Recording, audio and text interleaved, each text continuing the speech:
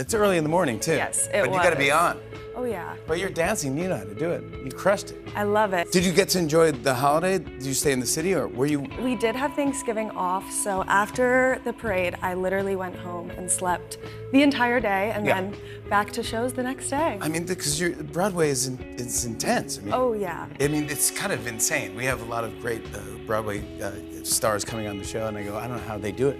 It is one of the most amazing and one of the hardest things that I've done. If you push your body and you do things that you think you can't do, but you're surrounded by so much love, and we love the show, and you perform because you don't know if it's someone's first Broadway show or the only Broadway show they're ever gonna go to. Yeah, you got to give it your all, and you do it. That's great.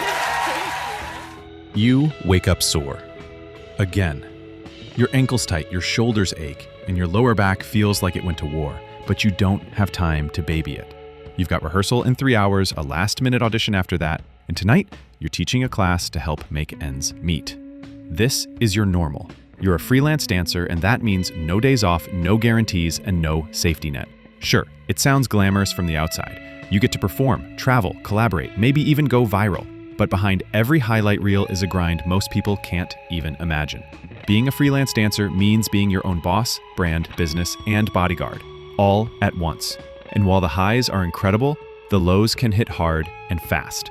There's no such thing as a steady paycheck in your world. 1 month you're getting paid for a commercial, a corporate gig, and a few private classes. You feel rich. You treat yourself to a massage, maybe even buy some new dance shoes. The next month, nothing. Radio silence. Suddenly, you're rationing groceries, checking your bank app before every purchase, and wondering how much longer you can stretch that freelance lifestyle before it stretches you too thin. Budgeting? It's like a guessing game with the universe. You save what you can, but it never feels like enough. And the worst part? You can be insanely talented and still broke. Because in the freelance dance world, talent alone doesn't pay the bills. Timing, luck, and who you know matter just as much. You land a dream gig. It's a big production, great pay, and the choreographer loves your work. You kill it. You think maybe this will lead to more. Maybe you're finally in. But when the show wraps, that's it. No promises, no guarantees, not even a callback. Every project is a question mark. You might be booked solid for 3 weeks and then hear nothing for 2 months.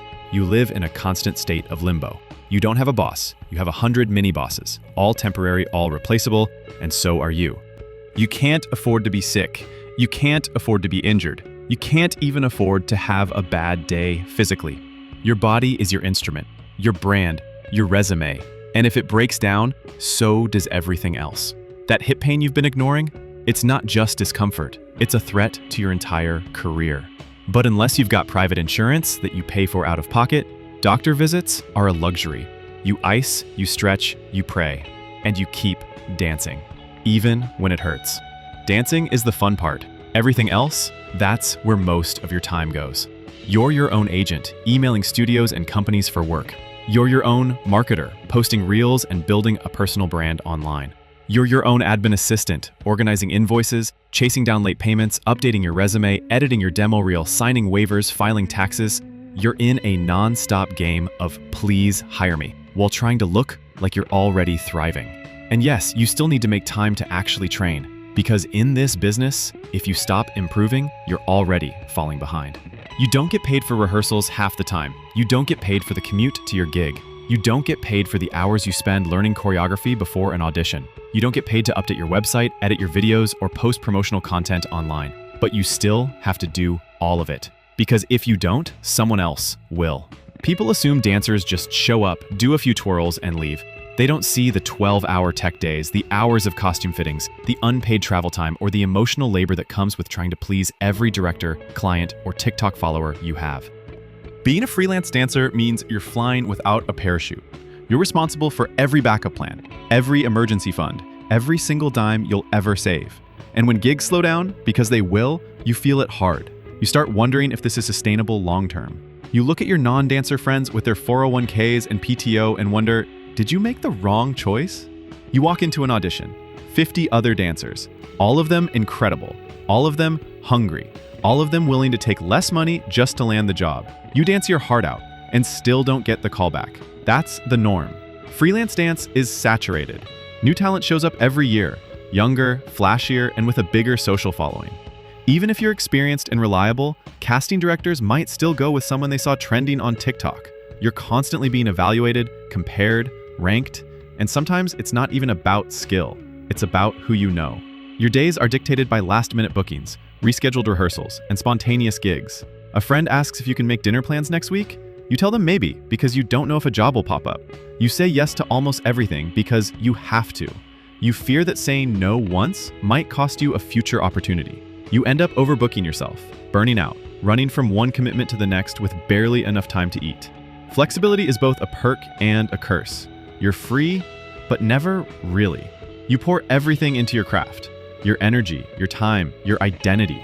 So when the gigs aren't coming in, or you're cut from a project, or your work doesn't get the applause you hoped for, it hits deep, really deep.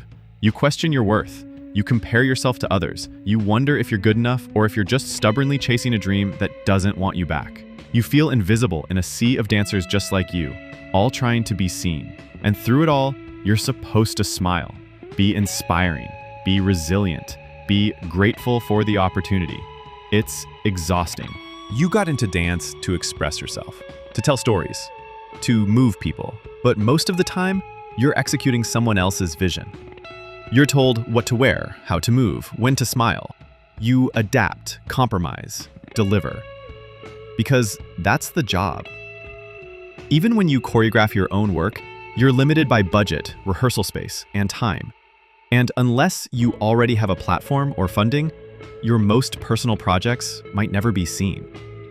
You're an artist with a voice, trapped in a system where your voice is often an afterthought. You're constantly under a microscope. Every spin, every leap, every move you make is judged. Not just for technique, but for how you look doing it.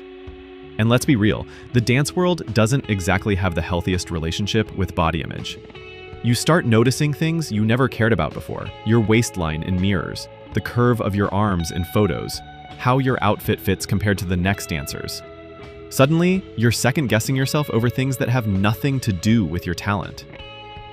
You train for hours. You rehearse when your body's already aching.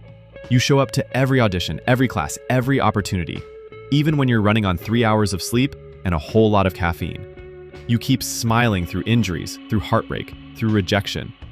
It's exhausting pretending to be on all the time, especially when it feels like the world only cares about your next post, your next clip, your next viral moment. But what stings the most? When your work goes unnoticed. You choreograph something beautiful, something powerful, and someone else reposts it with no credit. Or worse, a bigger creator tweaks a move or two and suddenly it's theirs. The internet celebrates them while you're sitting there thinking, I did that first. You become background noise in your own art. Just another backup dancer. Just another name left off the caption. Despite all of this, despite the hustle, the pain, the insecurity, you keep going. You dance because you have to. Because even in the chaos, the uncertainty, the instability, there's nothing else that makes you feel more alive. You crave those moments on stage, that rush of nailing a combo, that silent connection between you and the audience. Being a dancer is hard, but it also rules.